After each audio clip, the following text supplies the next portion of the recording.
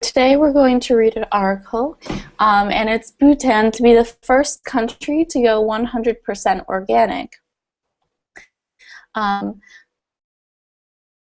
right, so earlier in the week I had a lesson and we talked about organic food production and food production in the US and the problems with it. So today we're going to talk about the first country that's solving this problem and going back to the old way of farming. And I actually got this article from Lisa Biscup. She's another Verbling teacher. All right, and she posted it to Facebook, and I thought it was really interesting. So we're going to work with that material today. Okay, and so it looks like there's a few problems with the classes. All right, so what are the problems? Can you join? All right, so I'll pause for a minute, and it looks like there may be some problems with the class. We'll see what's going on. All right, so can anyone join that's viewing? Teachers can join. Okay, well, I'm here, so let's see if you can join class, and then we'll see what happens. Hopefully it'll be okay.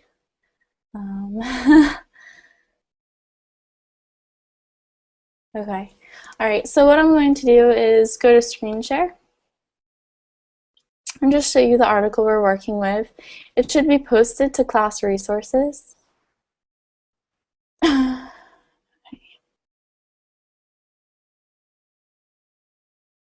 Okay, and so it's not that long. Okay, and so we're going to have a discussion about this and so what our countries can do. Okay. All right, so I need people to join class so we can start the lesson, and I'll post a link to the website in Verbling chat.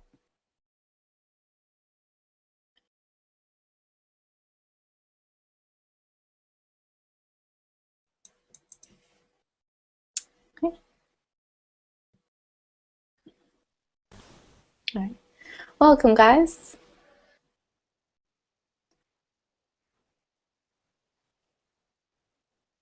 Hello? Hello. Hi. Okay. So what were the problems with the previous classes? Well, they weren't here. I mean, I show up when the classes were already started, but the classes weren't home. So the people were just chatting around. And I think the teacher couldn't get into the Google Hangout. So they were chatting even with the teacher. So I think they have some problems sometimes. I don't know. Okay. Yeah, that's happened to me as well. That happened to me on Sunday for Yeah. 2 of my classes. So hopefully it's okay today. No, it seems okay, but because there was, 2 classes in a row, so I was thinking that the problem was the Verbling platform, but it seems right now. We'll see. It's only been 5 minutes. Who knows what could happen? No, please don't say that. All right. All right, so we only have 3 students, guys, if you want to join. All right, so I guess what we're going to talk about first is, can anyone tell me what organic is? So what is organic farming? No OGM, I think, right? Without pesticides. Yeah, so without pesticides. And it's GMOs, so I'll go to class chat now. GMOs. So GMOs, so that's genetically modified. Okay. So yay, I'm glad you remember the vocabulary, because I know you were all there. All right, so genetically modified food. All right, so yeah, usually it means no pesticides, or pesticides that are better for the environment. So sometimes people will use soap, like dish detergent, so more natural ways of protecting the plants. And sometimes it means, for a lot of farmers, no GMOs, so that's correct as well, no GMOs. What else can it mean? Do you guys know? Growing organic. Sorry? Do you know what else can be involved in organic farming? What is another quality of organic farming? Everything is natural. Even when they want to eliminate plagues. I don't know how to say that in English. They use nature. I mean, insects probably that attack all the bad, the I don't know, bacteria. I don't know how to call it. The problems that the plants can have. Sometimes they get sick plants, and they use what what is in the nature to fight them. Okay, so yeah, talking about like more natural ways of protecting the plants, like Yeah, either using yeah, bacteria or something as a pesticide. yeah. Yeah. I don't know the names, so I was trying to explain. Even I think I don't know the names even in my language, so that's why. Sorry, But I have I seen some documentaries, so it's nice. Another Okay. for organic food is when they grow this food, they respect all cycles of growing. They not how to say, to speed up. yeah, they're respecting the natural cycle. So if you're growing cows, I guess is the way to put it, you're not killing your cows within 8 months and giving them hormones.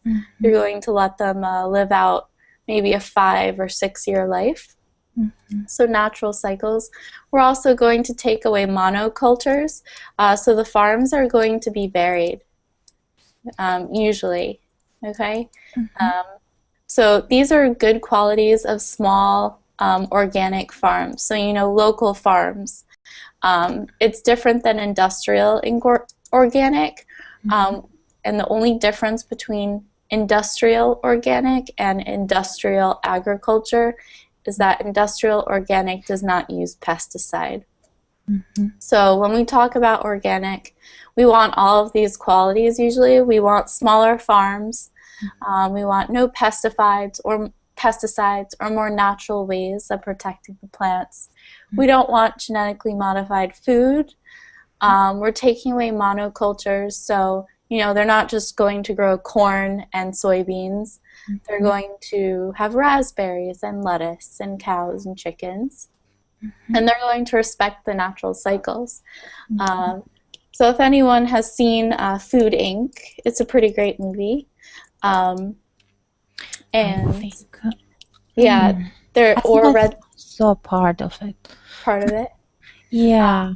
Okay, great. I love that movie, Food Inc. and also Omnivore's Dilemma. And they mention, I'm awful with names, so I can't remember his name right now. But they both mention this one farmer in Halifax, Virginia. I'm pretty sure it's in Halifax. And the way of his farming. So what he does is he moves his chicken coops, and so his chickens, their poop fertilizes his land, okay, and he moves them all the time so they don't destroy the land. And he moves his cows from field to field so they graze in different areas. And he has a really great system on his farm.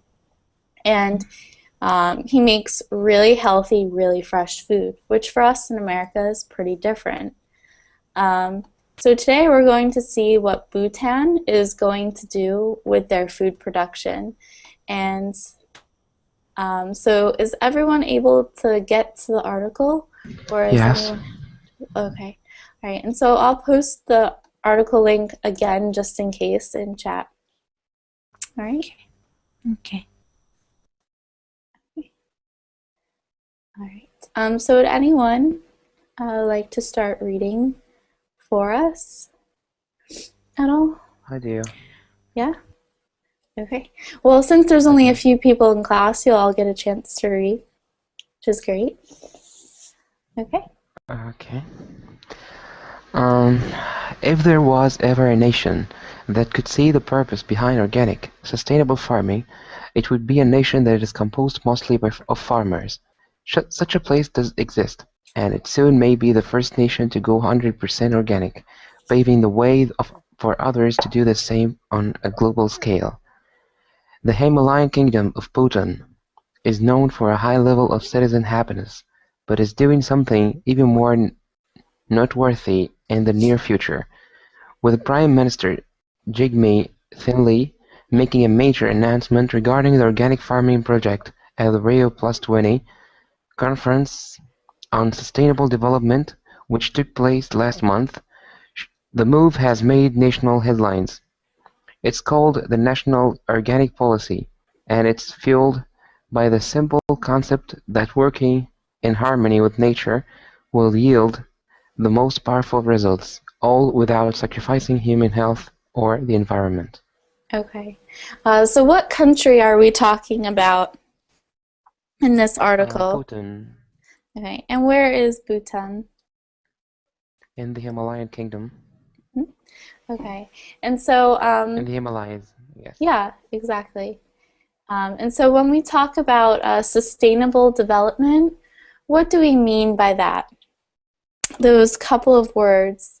You'll hear sustainable or sustainable development, sustainable farming a lot when people talk about this concept. You may also hear sustainable energy.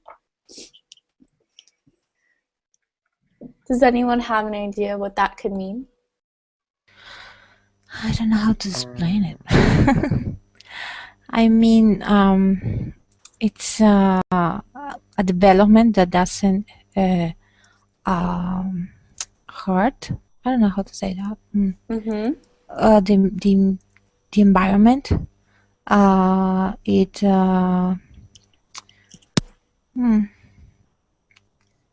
Okay. I don't know. All right, so when we talk about sustainable energy, let's talk about that. When we talk about sustainable energy, we're talking about wind, solar, sometimes even nuclear, but not all the time. It depends on what kind of production we're talking about. So what we're talking about is renewable resources. Yeah. Renewable resources. They regenerate so alone. Okay. That cannot run out. Okay. So when they mention sustainable development, they're saying they're talking about a process that will continue forever because that's the way it's supposed to happen. Okay. A process that will last forever because it's supposed to happen.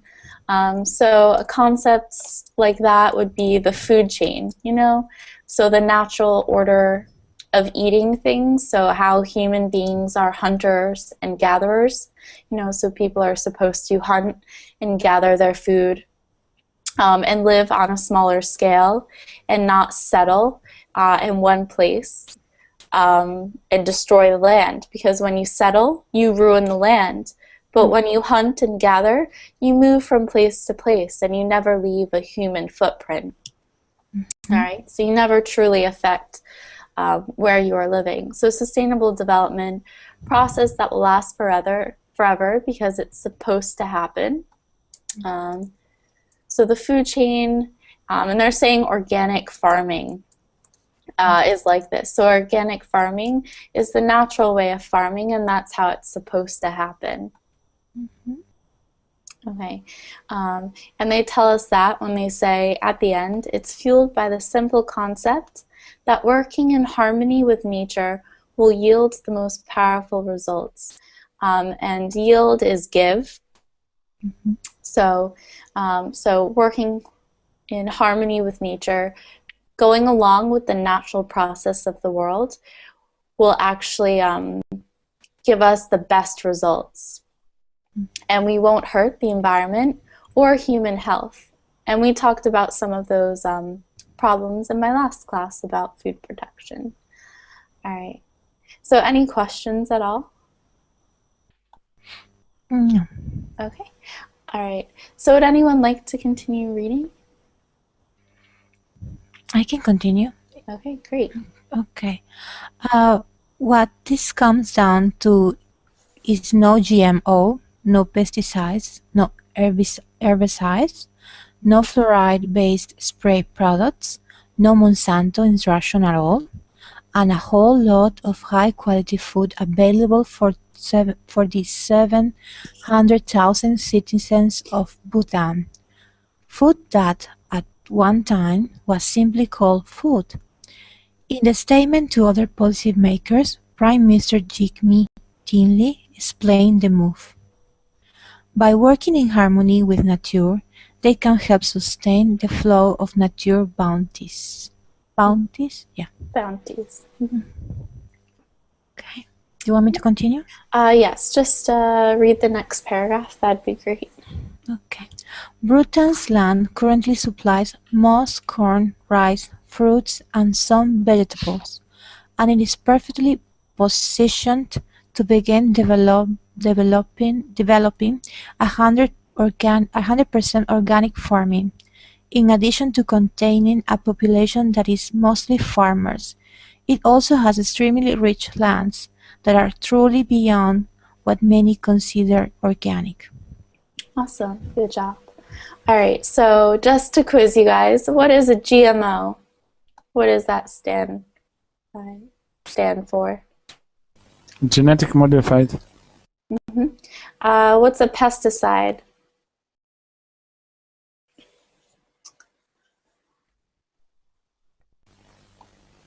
Chemicals. Yeah, that chemicals uses for protect fruits, vegetables from insects. Yeah. And so what's an herbicide? If pesticides protect from insects, what do herbicides protect the plants from? From other plants that can invade, Herbs. probably. Yeah. And I think that may have been the word that you were looking for, Erica. Which one? Herbicide in the beginning of class. Oh, yeah. Yeah.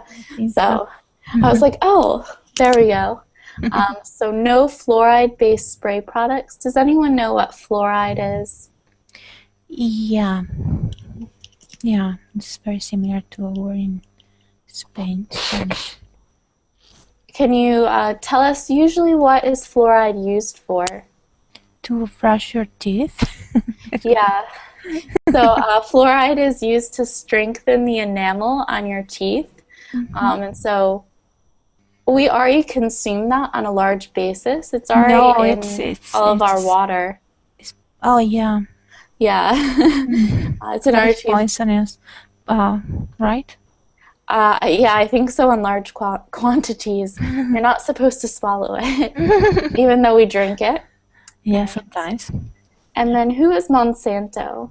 Does anyone remember? Yeah, it's a big enterprise that is all around the world. They are selling their seeds. Their exclusive seeds are patented. So if you buy their seeds, you probably will have to do it forever and ever.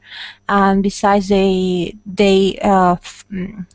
produce pesticides and herbicides. They most of the time are very bad with other species, like with the bees, for example. And so I don't like them. Yeah. So Monsanto is kind of the truly evil agribusiness, and agribusiness is the word we use to describe agricultural business. So they are truly evil. As Erica mentioned, they control the monopoly on seed production. So once you buy their seeds, you have to keep buying their genetically modified seeds because they are sterile, and they germinate for 2 generations. But if you allow them to germinate for the second lifespan, you'll get sued by Monsanto. Yeah, They're very adamant about that. Yeah, so when you think of evil agribusiness, the main company is Monsanto. They make Roundup, so they make pesticides for the big farmers, the industrial farmers, but they make pesticides for your own yard. All right. Okay. And then, does anyone know what the word bounty means? So nature's bounties. I know toilet paper, which is go like that. I don't know. Yeah. I don't know what it means. Oh my God. It means abundance. Ah, okay. Okay, so bounty. Yeah, it's a paper towel, Yeah. right? Okay. Good job, guys. All right. And so, why is Bhutan one of the better countries to start organic farming? What qualities do they have that The land. allows them to do this? The land. Yeah. So they just have really healthy, great land to do this. All right. So we're going to continue. Would anyone else like to read it all? Some lands in Bhutan have not even been touched. How to read this word? Touched. Touched with harsh chemicals of any kind, and traditional techniques are utilized to produce high. How to read this word? Yields. Yields without Monsanto dipping into the pockets of family farmers. This is in sharp contrast to India's farming community, which has been shafted. How to pronounce? Shafted. Shafted by Monsanto and subsequently nicknamed the Suicide Belt, due to the rampant suicides that can be blamed in part by Monsanto-induced financial ruin. So just continue. Australian advisor to Bhutan, Andrea Liu, explains, "I don't think it's going to be that difficult given that the majority of the agricultural land is already organic by default." This to read or not? Yep. If anyone else wants to read, this is your chance. Anyone want to read, or we'll continue with Igor? No? Okay. All right. Continue for us, Igor. The shift is certainly inspiring, but it also reminds us about the true how to read this word? Lunacy, craziness. That's Lunacy of designating foods as organic and traditional in modern society. These Bhutan farmers are not growing magic beans or how to read this word? Enchanted corn.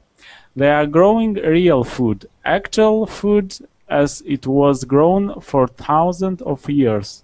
It's only now, with the advent of ways in which we can toxify our crops, do we value organic as if it were some privilege or act of class. When it comes down to it, we just want real food. Great. All right. So since the article is pretty short, we're just going to do some quizzing on comprehension and vocabulary. Okay. All right. So when we look at this paragraph, why is it not highlighting? So what is the main idea of this paragraph? The importance of people being independent, farmers being independent, and having their lands free of any kind of intrusion, like Monsanto's, for example. Yeah, that's a great way to put it. So the importance of people being independent farmers. And so what has happened in India? There have been a lot of suicides? Mm-hmm. Is that the way you say suicides? Suicides. So a lot of people, it looks, have killed themselves. And when we say rampant suicides, rampant, what does that mean?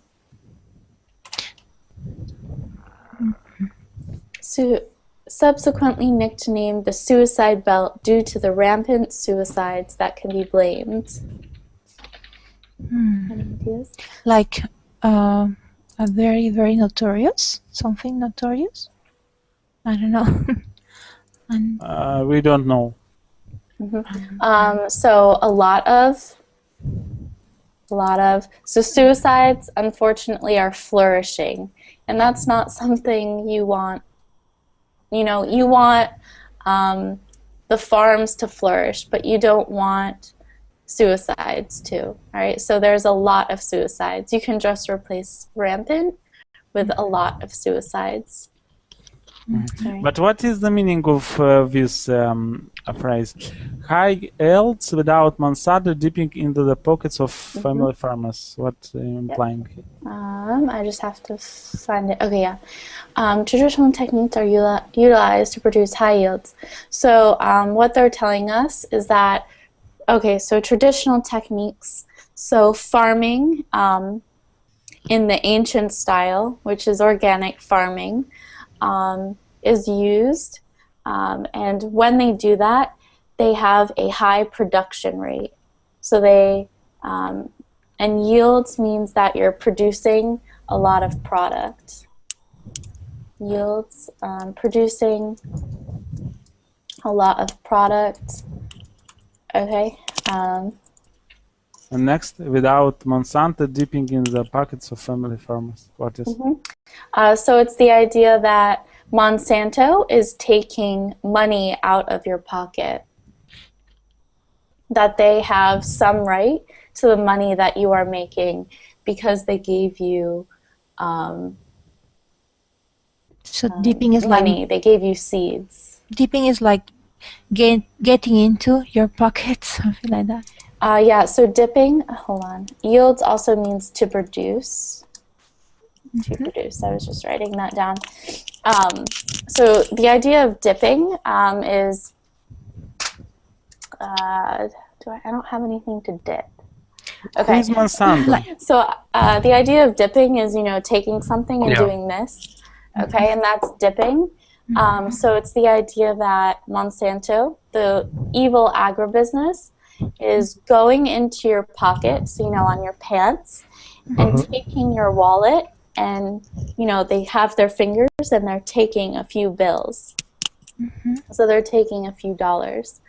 So dipping into your pocket, or you'll hear dipping into your pocket, or that may be replaced with funds, means that someone is taking your money. Okay. Is that clear? But why they take money from farmers? I don't understand. Yeah, sorry. Go ahead, Erica. No.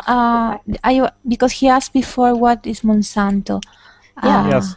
And Monsanto is a very big company that they made GMOs. Good job. And they produce pesticides and herbicides, but they have a very big monopoly around the world, and they have their seeds, as she explained, I didn't know that, are how do you call it, sterile. Sterile. So you have to buy them again and again, the seeds, because you cannot they have a patented seeds. So if you want to grow their seeds, you need to pay them. If you don't pay them, you can go to jail. What seeds you say? Seeds? You may also, I think the British call them germs. Does anyone want to describe that for him? And I'm posting a link about Monsanto. Okay. Seed. You don't know what seed means? Could you write in chat? I put in the Verbling chat. Seed is SEED, and it's the first stage of plant life, or the last stage of plant life, depending on how you want to look at it. I know what it is. The little thing that you put under the ground to have a plant. To grow a plant. Yeah. Yes, I know, of course. Right. And so here's a Wikipedia link to Monsanto, and the first line is publicly traded American multinational agriculture biotechnology corporation. Okay, so basically what that means is Monsanto is a huge laboratory. Yeah. Okay, and there they make patents on all kinds of products. So corn, soybeans, um, those are their main industries for seed production. But they have almost this every single patent for Yeah, every genetically modified food. they disguise themselves like they are doing a good thing. You know what they did in my country after the earthquake? They give a lot of help to the farmers. Yes, given their seeds, and now they have to buy their seeds. It's not fair. Where are you, Erica? I'm from Peru. I'm from Peru. Peru. Yeah, Okay. but now it's forbidden. I mean, there's a law in my country. I mean, OGM is forbidden for 10 years. So Yeah. let's see if it keep it that way. They keep it that way, hopefully. Yeah, and that's what Monsanto did in our country, in Cargill. Cargill's mostly meat production, but they tricked farmers. So they made deals with the government because these companies are so powerful. They went to Washington, D.C., and they rallied for certain things. So because they were so wealthy, they could sue farmers for cross contamination. So the idea that the wind is doing its job, it's taking the seeds from one field to the next, but that other farmer, didn't pay for the seeds. So they sue him and they bankrupt him and they make millions of dollars. And our government now supports these agribusinesses. So the only way you can make it as a farmer usually is if you buy seeds from Monsanto and then as a gift you receive money from the government. So it's like a double whammy. You have to go Like into business with the federal government. It's like the government is working for them. Too Yeah. bad. Too bad. They should work for the people. Yeah, and so 2 years ago, I worked on a food production campaign. Trying to end like the power of big agribusiness, and so it's a small, what we call grassroots effort. A few of our, employees for the grassroots organization went down to Washington, D.C., and they took photos. And the metro station and the stop right before Congress was plastered with publications by big, large agribusinesses. Okay, so grassroots organizations, we don't have the money or the power to advertise our cause everywhere. It's a smaller effort. It's citizens. It's not CEOs. Okay, and so they have Congress in their pocket. So it's the idea that, Congress is benefiting. So they're giving money to them. There's added benefits.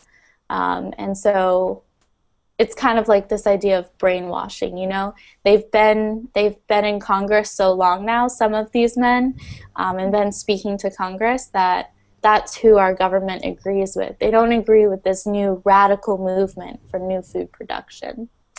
All right? Because grassroots organizations were just not powerful enough. And when I worked for them, we made about $100,000 canvassing, and it seems like a lot, but that money was,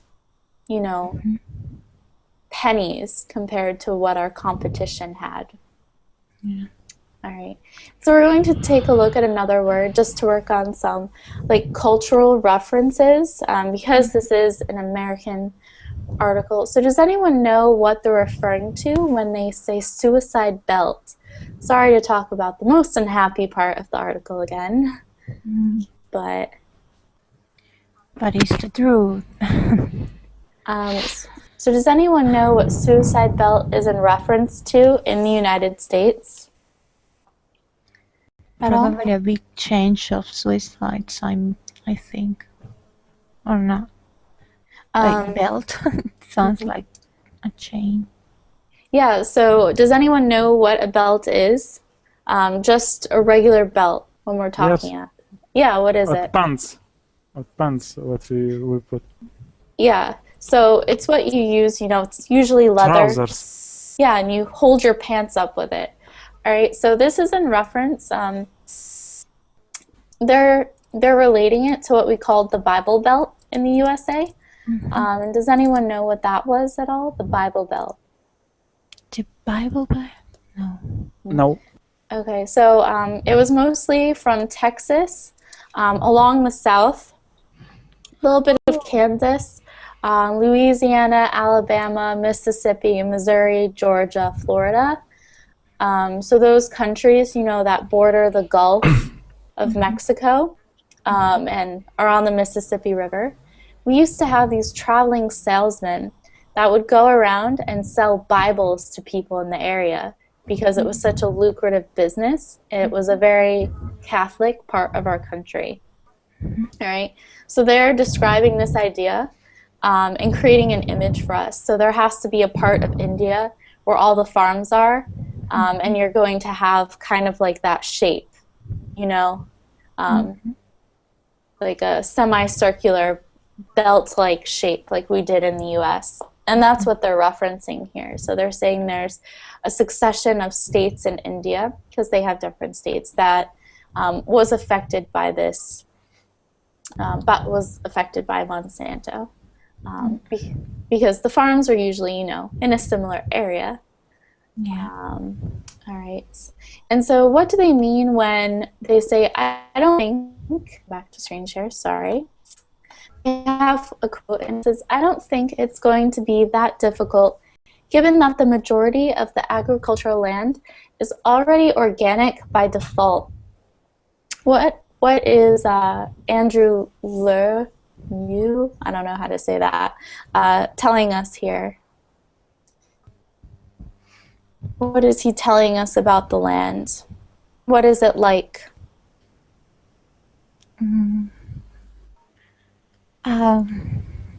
Do they have to make many changes? No. They don't have That to land make- is without pesticides. If people do not put pesticides, man is clear, and it's organic. Yeah, so he's just telling us, default, what's a good way to describe that?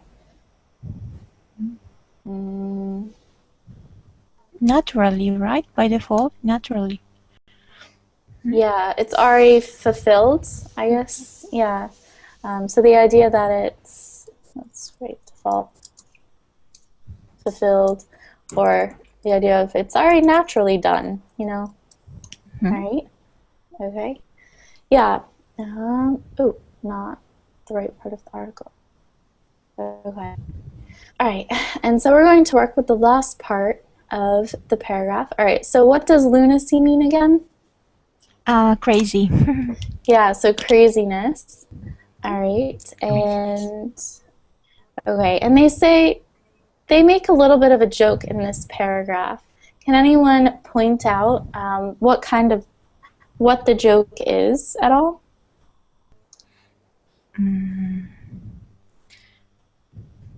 Talking about the things that the crops that the farmers are growing to be like magic beans or enchanted corn, Yeah, but they are just growing real food. exactly. So they're saying, they make the joke that they're not growing like this magical food. They're growing things that we ate in the past and that we should be eating now. Yeah. Okay. And so, and they Seems like things that are natural and normal has become something extraordinary. Exactly. And that's the point I was going to make. It's what they make in the last couple of sentences. So with the advent of ways, which means with the advancement of technology, we've actually we've toxified. So we've added toxins to our crops. So now we value organic as if it were some extraordinary thing when it's not. It's how we're supposed to farm. Yeah. Unfortunately, it's more expensive now, right? Yes. Luckily, I live in Italy here in a city where you can buy around organic food, but I know that it doesn't happen everywhere. So Yeah. During the summer, it's definitely a lot easier in the US to buy organic because it's the idea that your food is in season. But right now, it's pretty hard to buy organic fruits and vegetables in the grocery stores. You can do it, but they're going to be coming from even further away. So if they're coming from Mexico, now they're coming probably from Peru, Colombia, Argentina is a popular country where our fruits and vegetables come from as well.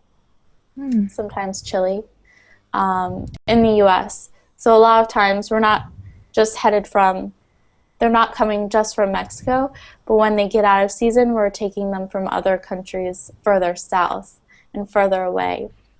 Can anyone think of any problems with this idea of getting food from long distances away at all? come on, guys. Ahmed, What do you mean? Could you Diego. explain? Okay. Hi.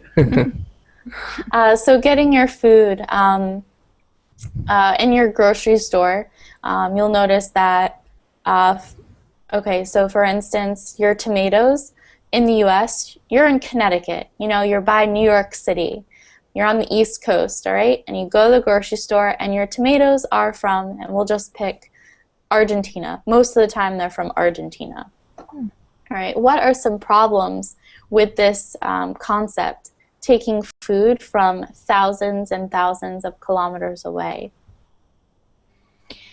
It can get corrupted. They can what? Get corrupted by heat, and if we're talking about tomatoes, I know they are going to be put in some special containers to be delivered in the same shape and the same quality, but maybe we will lose some tons. They will get corrupted from heat, and when you put a corrupted tomato between some good ones, it will corrupt the others. Oh, you mean moldy. So, Yes. it's growing a fungus? Okay. Yes, that's what I mean. Yeah. Yeah, it could be that too. And I think that a big problem is that we have to use a lot of transportation and oil. And for example, here we have some, I don't know how to say that, cooperativas in English. Cooperative, like they work 0 kilometers. So they mean that we can eat something from the farmers around here. And that's good for the environment too, because we don't use expensive transportation and oil, of course. I think it's what you said, the second word, cooperatives. Yeah. Yeah. Oh, that's great. We have some of those in the US, but they're still very expensive. So yeah, one problem, cost of transportation. Yes, cost. I think the biggest problem is that cost will rise of these fruits, vegetables, but quality, I don't think, because now exist refrigerators and very fast. For example, truck come from one country to another country. For example, our country exports fruits in Russia and Moscow, and it's okay. It's fresh fruits every day they have from us, and the only price is. Are you from Poland? I forget. No, Where are Moldova. you from? Moldova. Moldova. Okay, sorry. Okay. Yeah, that is true, Igor, but you are close to Russia. But for example, if We are when not I close to Russia. Well, you're closer it's than 1,000 kilometers. okay, but you're closer, for example, from Peru. because, for example, if you get, when you have to put all the, I don't know, vegetables together, they don't have to be very mature. I don't know how to say that. They have to be Yep, that's young. Yes. exactly it. They have to Yeah. be young. So you have to put them in the fridge, I don't know, in the containers that get Refrigerator. refrigerators when they are not mature enough.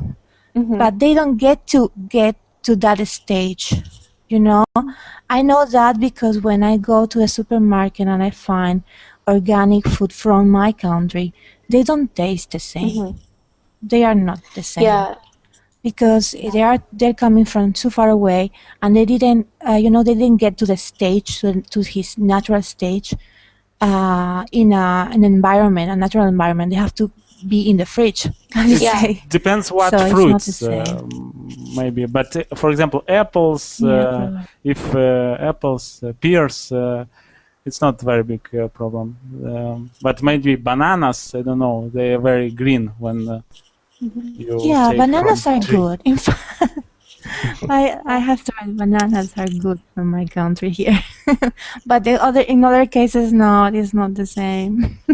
So I don't know if your countries do this, but like Erica mentioned, so for us, when we're getting our food in the U.S. from countries outside of the U.S., they're picking them when they're very young, okay? So, your tomatoes are still green, your apples are still green, and they're finishing growing in the refrigerator.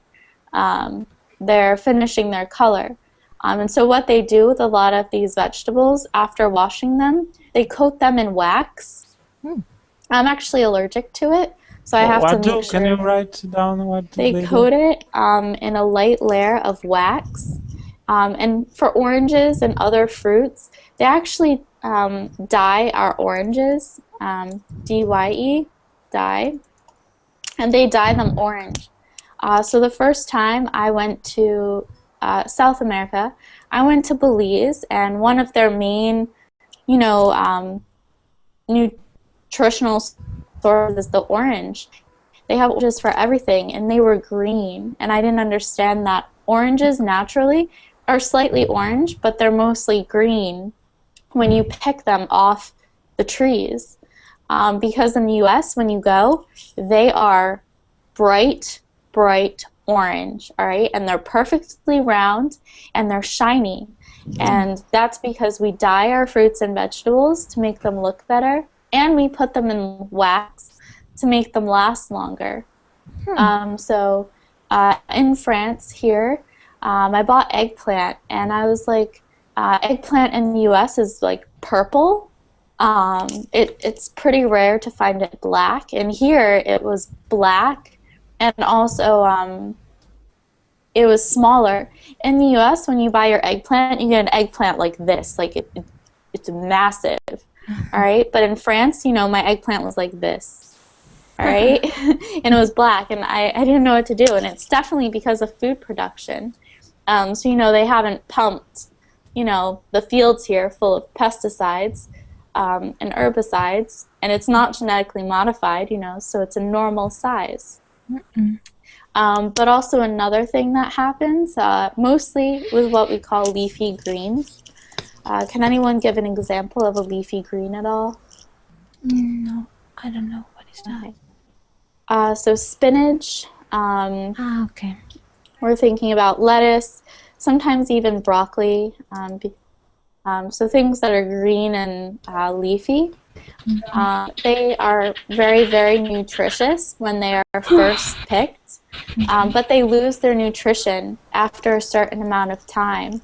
So Yes, parsley is green. parsley. I guess that works. I don't know how nutritious parsley is. I thought that was an herb, but I could be wrong. But yeah, the idea that it's leafy and green and healthy for you. So if you pick it on the day and you eat it that day, like say it's Wednesday, you're getting something like 20% more nutrients and antioxidants than you are when you eat it a week later when it arrives in your grocery store. Yeah. I lived in the United States for a while.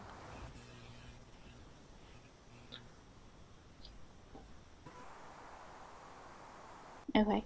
Sorry, Ahmed, that was really rude. If you want to meet the teacher, I'm going to kick you out of class. And I know you muted Erica as well. All right. Okay, so what's Oh, up, Erica? You said you lived in the US? oh yes, I lived in the US for 3 years, and I noticed something when I came here about tomatoes because I used to eat tomatoes there a lot. And tomatoes here, I don't know why, but the flavor is kind of stronger. It's stronger In Peru, here. it's stronger. No, here Or, sorry, I here now I didn't tell you. I live in Italy right now. I'm from Peru, but I oh, live in Italy. okay. All right. Great. So, Oh, you're relatively close to me. I'm in yeah. France. Yeah, I know. Okay. Yeah, actually, France right now, we get our tomatoes from Spain. Mhm. So I noticed that. All right. Oh, Any last comments at all from anyone? So, what's food like? come on, guys. Yeah, people are pretty quiet today. It's a Yeah. difficult subject. Hmm. They should talk. Mustafa. Or me do. Yes, I'm here. So where are you from again? I'm from Egypt. Egypt. All right. So, Yes. I guess. All right. Yeah, I'm going to remove you because now I have a vendetta. Sorry, Ahmed. Please don't join class right now. You can join another one, but it's the end, so it's not worth it. All right. Sorry, I get a little upset if you mute me and other students. It's kind of rude, so Maybe I he's don't just really new and enjoy he's that. still trying. This little microphone icon. What is doing, and he just clicked it. I don't know. Maybe he's just trying. Yeah, That's probably. I true. don't know. Oh well, we only have a few minutes left. Okay. So does anyone want their food production to change in their country? I don't know. What do you think? Do you Here, want, yes. yeah? Yes, because not a lot of healthy food in here. They always talk about the soil of Egypt and how we can grow anything here and everything has to be healthy and all that stuff. But maybe we get all our food from the outside. All our food is imported, sorry. So, I really need a big change because I remember 10 years ago when I was going to the shop and buying some bananas, they were really yellow and they were really clean and big enough, but now they are little small and with lots of black dots and all that stuff. So, and when you eat it, you don't feel like you're eating bananas. You're eating something like it seems like a banana, but it has you feel like you're eating a banana, but it's not a banana actually. It's just something with the scent and how can I say it? It Flavor. doesn't The taste, flavor, yes, the yeah, flavor, it doesn't. the flavor of Hmm. bananas, but it's not a banana actually. So I know a everything changed. person. I know a person that works for a company that uh, imitates all kind of flavors and smells. I don't know. Oh, interesting. They sell this. I don't know. These aromas. This how do you call it? Oh my god. These others or flavors to different companies. So they work doing that. Oh my Oh, god. that's So weird. you never know what you are eating. Yeah. Actually, about the bananas, I know something about that. So banana trees, 20 years ago, maybe, bad with time frames, uh, they got sick, essentially. So there's this disease that went around and killed all of the bananas and banana trees. So the banana trees that we have today were actually created in a laboratory, like the seeds. And so there used to be, many different kinds of bananas, so many different species. Okay, but maybe the bananas all tasted the same or looked pretty similar. You couldn't really tell the difference. But today, every single banana, so a banana that you eat in Egypt, the banana I'm eating in France or the US, it's the same species. There's only one. And they have to change it every 5 to 10 years because the plants continuously get sick and die out. So all banana trees are genetically modified. Yeah, and it's all the same. So wherever you eat a banana, it's the same banana. Yeah. So interesting side note. I didn't know that either. My boyfriend's a chemistry nerd, and so I'm thinking he should go into food manufacturing, which is kind of like what you said, your friend. Creating flavors and combinations for food. Which is very lucrative business, unfortunately. Yeah, I know. So, yeah. I can see that. I can say that for his house. He got a very, very beautiful big house, so probably it is. Yeah, they're always looking for people for Coca-Cola and Pepsi to develop new flavors. And also ice cream companies like Haagen-Dazs and Ben and Jerry's. If you're a chemistry, PhD, you can go into food science where you sit in a lab and you come up with food flavor combinations. So, oh my God. Yeah, or you work on the banana problem. I don't know. Yeah, I think they should do it.